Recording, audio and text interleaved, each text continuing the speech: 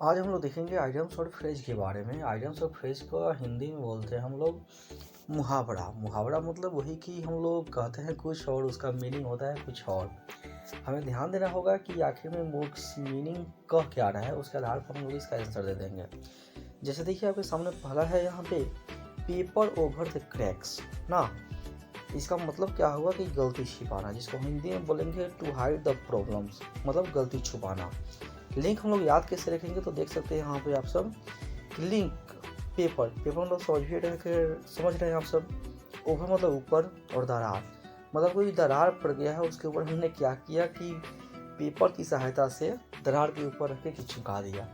मतलब कुछ गलती हो गया जिसके कारण दीवार फट गया है ना, और उसको हमने क्या किया कि एक पेज के सहारे छिपा दिया। इसका मतलब गलती को हम क्या कर रहे हैं, छुपा रहे हैं। और आपको क्लियर होगा जो इसके इमेज देखेंगे तब। देखिए यहाँ पे देख रहे हैं एक आदमी है ना, और उसकी है वाइफ है, गलती कर दिया है।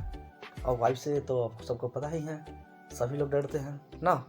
अब क्या कर रहा है, वाइफ से बचने के लिए गलती को छुपा रहा है पेपर की सहायता से। तो जब भी आपको दिख जाए क्या कि पेपर ओवर द क्रैक्स, आप सब समझ जाना कि इसका मतलब क्या हुआ, to hide the problems. Clear. चलिए आगे बढ़ते हैं। दूसरा है pass the head. Pass the head का मतलब क्या होता है, पैसा इकट्ठा करना, इंग्लिश में टू कलेक्ट मनी ना। देखिए एक ऐसा टॉपिक है जो कि हर एक एग्जाम में पूछता है, इसलिए आप सब इसको ध्यान से पढ़ना। इसको देखिए लिंक से हम लोग कैसे याद रखेंगे। लिंक है इसका पास ना टॉपिक। देखिए इसको इमेज थोड़ा और अच्छा से हम लोग समझेंगे। देखिए यहाँ पे पास द हेड है ना, एक हमारा हेड है, उसके अंदर पूरा का पूरा क्या किए हैं, पैसा रखे हैं। मतलब पैसा को क्या किया है कि कलेक्ट करके रखे हैं, इकट्ठा करके रखे हैं। ठीक है। देखिए नेक्स्ट है हमारा पुल समवन्स लेग्स। पुल समवन्स लेग्स का मतलब क्या हुआ, किसी का भी पैर खींचना ना। पुल माने खींचना और लेग मतलब समझिए कर रहे हैं टांग। और बताइए आप सभी किसी का भी हम पैर पकड़ के खींचेंगे, इसका मतलब उसका मजाक है ना उड़ा रहे हैं। देखिए यहाँ पे किस तरह मजाक उड़ाया जा रहा है, देख रहे हैं यहाँ पे किस तरह से एक आदमी है जो कि पैर पकड़ के खींच रहा है। इसका मतलब कि जब भी हम पैर किसी का खींचेंगे, इसका मतलब क्या हुआ, उसका मजाक उड़ा रहे हैं। चलिए आगे देखिए give a hand. Give a hand का मतलब हुआ किसी की मदद करना। जब भी हम लोग किसी को हाथ देंगे, अपना हाथ उसके हाथ में देंगे, मान लीजिए कि वो कीचड़ में ही फंस गया है, हम अपना हाथ दे रहे हैं, इसका मतलब हम क्या कर रहे हैं, उसकी मदद कर रहे हैं ना। देख सकते हैं यहाँ पर किस तरह से मदद किया जा रहा है। ओके आगे देखिए Apple and oranges. Apple and oranges, Apple and oranges का मतलब क्या हो, दो अलग चीज़ है। सिंपल सी बात है, एप्पल का अपना गुण होता है और ऑरेंज का अपना गुण होता है ना। इसमें कुछ नहीं हमें ट्रिक वगैरह लगाने की जरूरत है, ये सीधी सी दिख रहा है ना। यहाँ पे देख सकते हैं टू अनलाइक थिंग्स ना और पीपुल। जब भी दो लोग अलग अलग विचार के होंगे तो उनको हम लोग मुहावरा में बोल सकते हैं एप्पल एंड ऑरेंजेस। ओके ये देखिए ये रेड लेटर डे। ये रेड लेटर मतलब क्या हुआ, महत्वपूर्ण दिन ना। रेड मतलब लाल और डे मतलब दिन। मान लीजिए कि लाल दिन हो रहा है ना, दिन का एक ऐसा आया कि लाल हो गया, इसका मतलब वो कैसा दिन था, हमेशा तो आता नहीं था ना। इसका मतलब कि वो दिन काफी महत्वपूर्ण रहा होगा। देखिए यहाँ पे ऐसे भी कैलेंडर हम लोग जानते हैं ना कि जो भी हमारा इंपॉर्टेंट डे होता है वो लाल लाल कलर का होता है। इसका मतलब जो भी रेड होता है ना वो इंपॉर्टेंट दिन होता है। ओके चलिए आगे देखिए needle in the hay stick ना। निडल आप सब समझ ही रहे हैं, पता लगाना क्या है, मुश्किल है। ठीक है, इंग्लिश में बोलते हैं something that is very difficult to locate.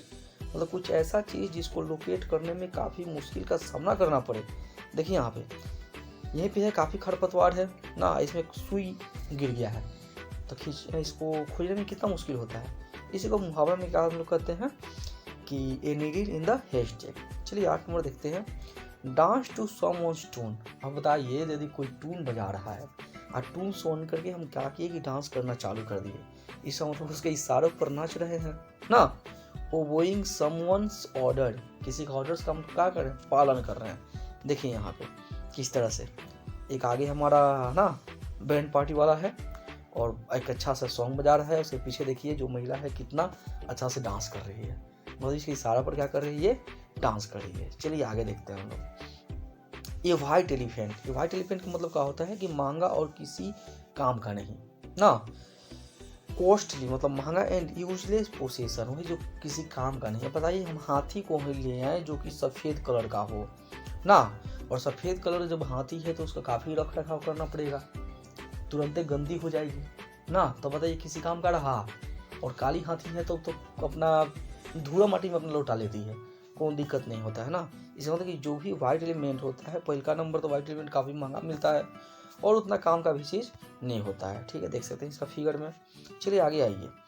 Heat snag ना, स्नैग मान लीजिए स्नैग मतलब क्या होता है, बाधा ना, और हम उसको पे का कि हीट मतलब प्रहार कर दिए।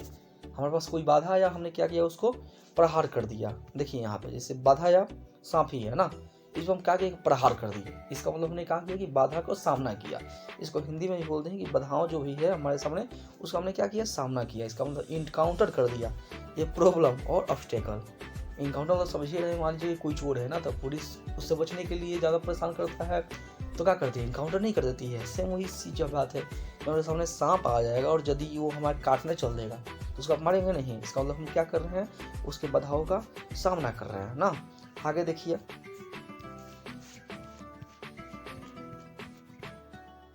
यहाँ पे 11 नंबर ना, नेल बीटिंग। नेल का मतलब होता है क्या, जब भी आदमी हम लोग कुछ जब कुछ कहीं खो जाते हैं तो अपने नाक को लगते हैं दांत से काटने। इसका मतलब जो स्थिति है कैसा है, बहुत ही रोमांचक स्थिति है ना। देखिए यहाँ पे इसका फिगर से और स्पष्ट होगा। देख लग रही है जो खूब वजह से बात कर रही है, कहीं पे व्यस्त है और अपने दांतों को खूब बढ़िया से काट रही है। इसका मतलब जब भी काटेगी, इसका मतलब कैसी स्थिति है, काफ़ी रोमांचक स्थिति है ना।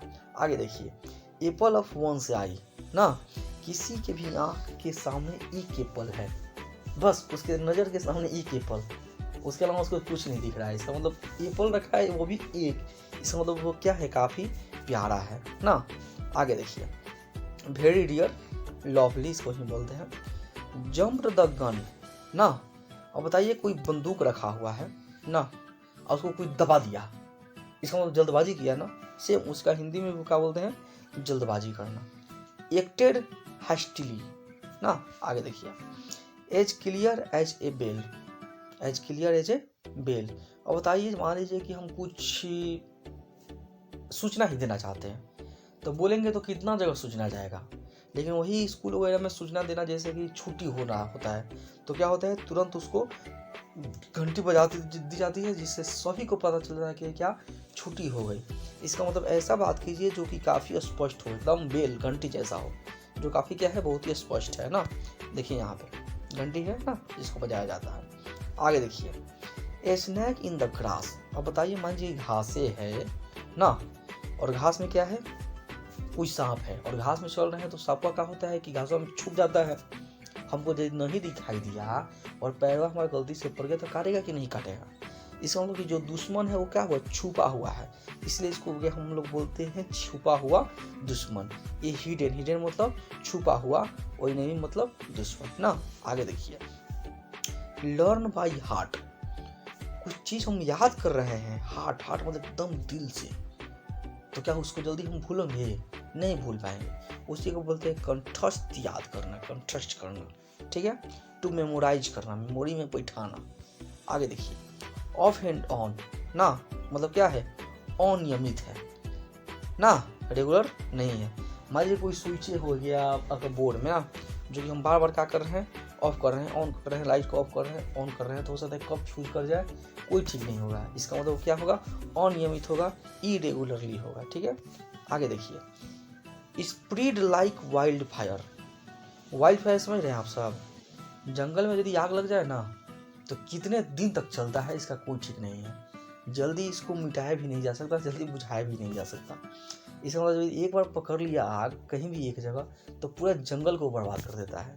तो ही चीज़ है स्पीड। स्पीड का मतलब होता है फैलना, और वाइल्ड फायर मतलब जंगल की आग। मतलब कोई भी चीज़ यदि बहुत तेज़ी से फैलने लगे तो उसको मुहावरा में क्या बोलेंगे, spread like wild fire. Quickly मतलब जल्दी, रैपिडली मतलब काफ़ी तेज़ी से।